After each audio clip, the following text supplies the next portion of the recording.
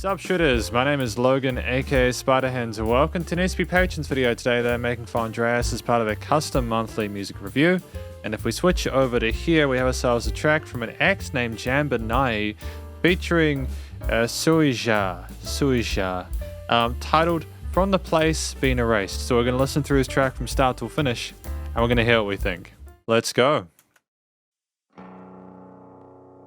Starting off with those low guitars.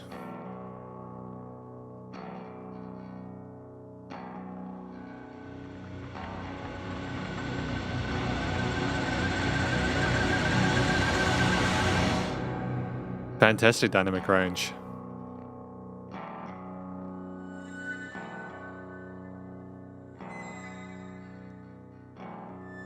Very unnerving sound of those strings.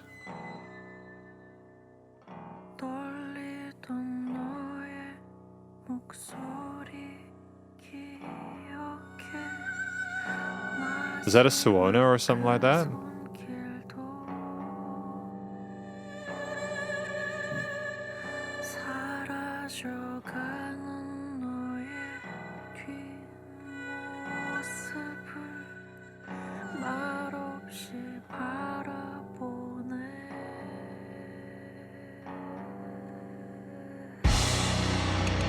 Ferocious.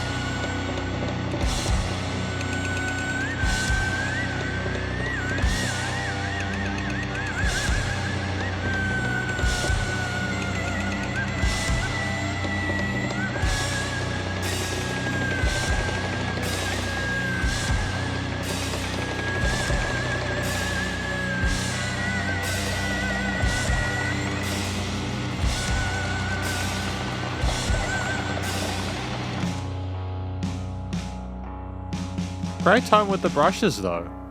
Wasn't expecting them to pop off so much, but they, yeah.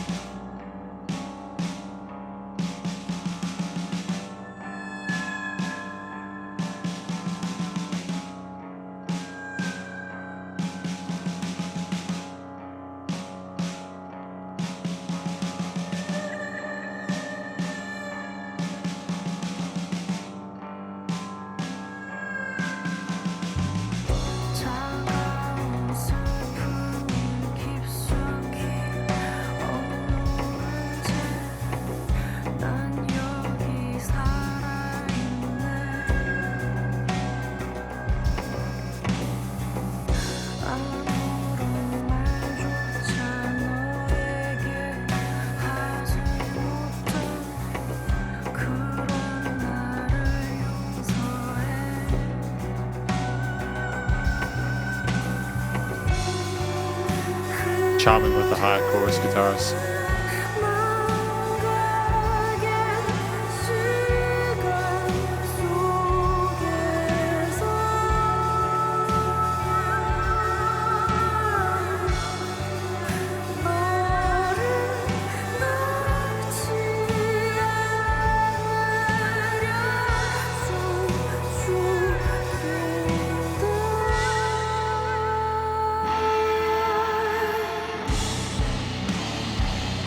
It's so sludgy with the distortion. The vocals are such a contrast with the mistiness of the reverbs.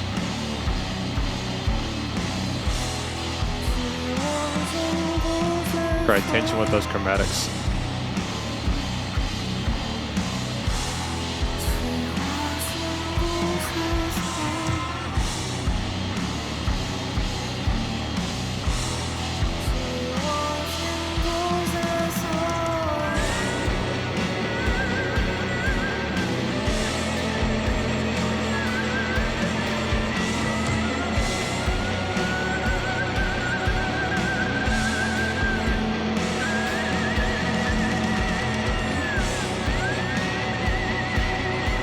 Such a twisted foil for the vocals.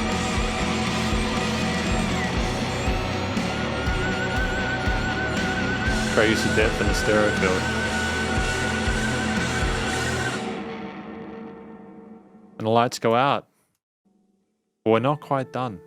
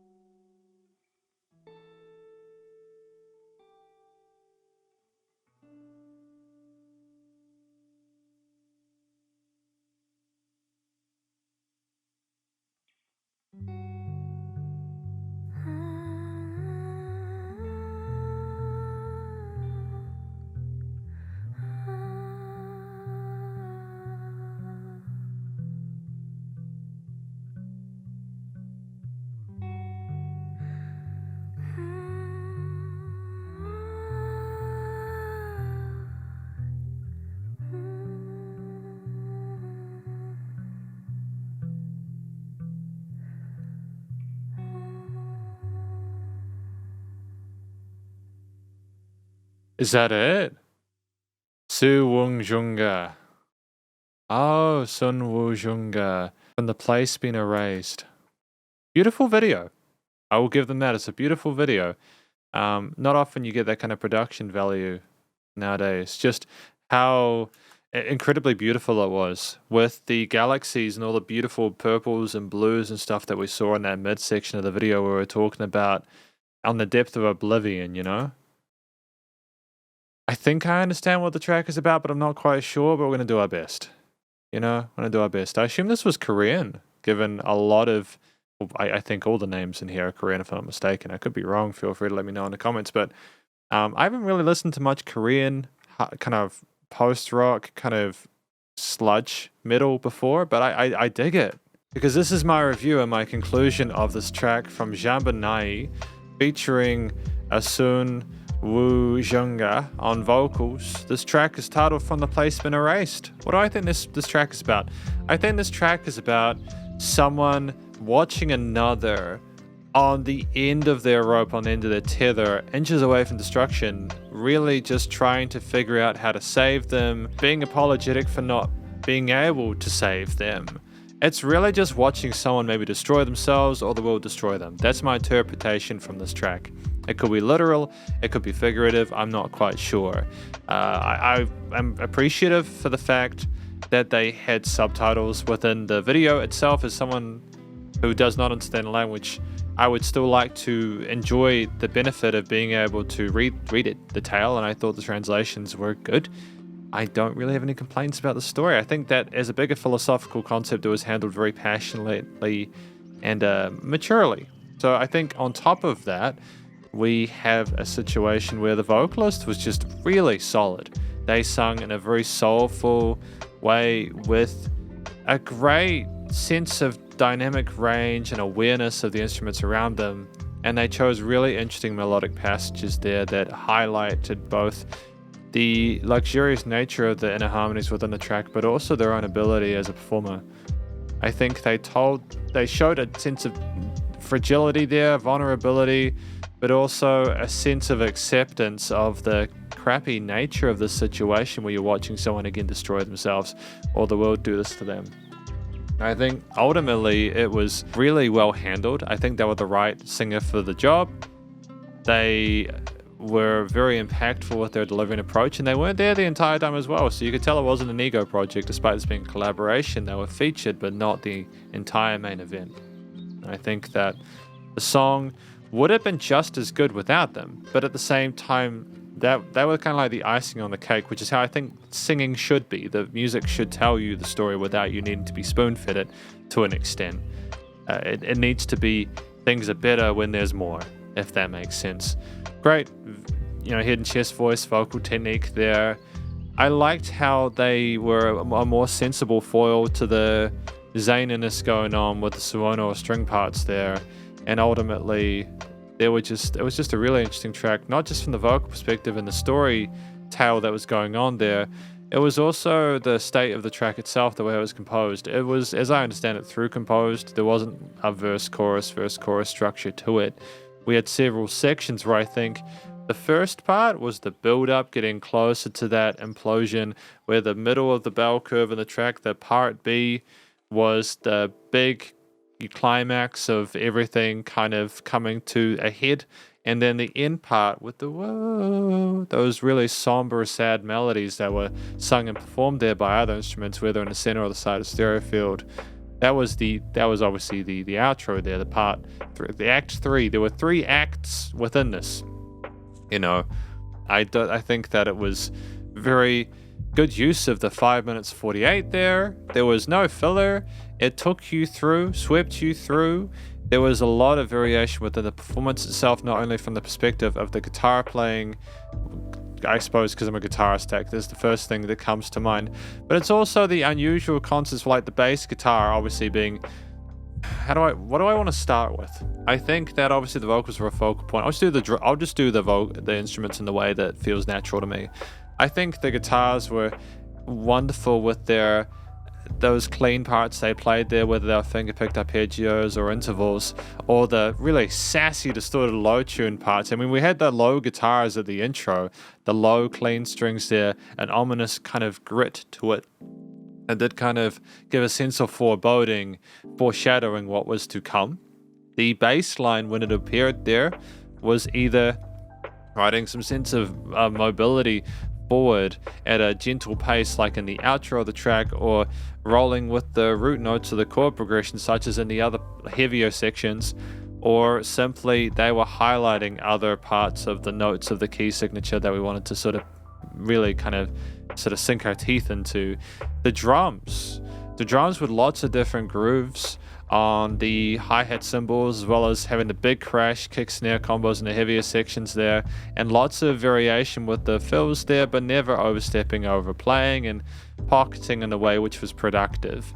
We never felt, as far as I'm aware, I never felt a sense of missing out on any of the ingredients within the mix, because things were so well balanced within the way that things were arranged. Everything got their own time to shine, including these sort of more alternative elements such as the Sawona, which I assume that is on the side there on the left side, with really sort of ethereal, otherworldly, higher range whispers and sort of held notes there, and whispering in your left side of the stereo field there on your headphones. It was very unnerving and almost a little bit jarring. There was also like a plucky pluck thing on the right side, on the other side of the stereo field, that would they were kind of grabbing over it like that. I'm not sure what that was, but if someone can let me know what that instrument is, that'd be great. Oh, hang on. So I've just noticed here we have like Haegeum and then Geomungo. So I assume that they may be traditional Korean instruments. So I'm not sure who was doing which, but as they were both doing backup vocals, as well as Ilwus Lee doing vocals. But so it wasn't one of those. It was a Haegeum or a Geomungo. That Cheomungo. I think it's Cheomungo when it's a G. That's a ch sound.